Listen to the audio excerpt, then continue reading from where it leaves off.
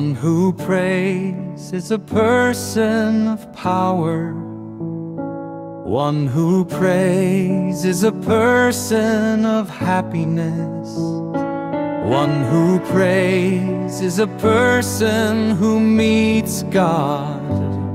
One who prays is a person who witnesses of God.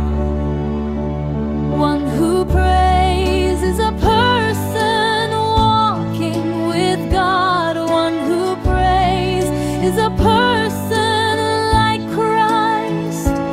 One who prays is a person who will enter and live forever in the house of God.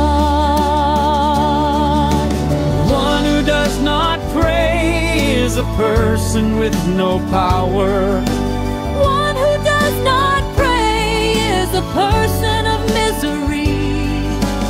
One who does not pray is a person who cannot glorify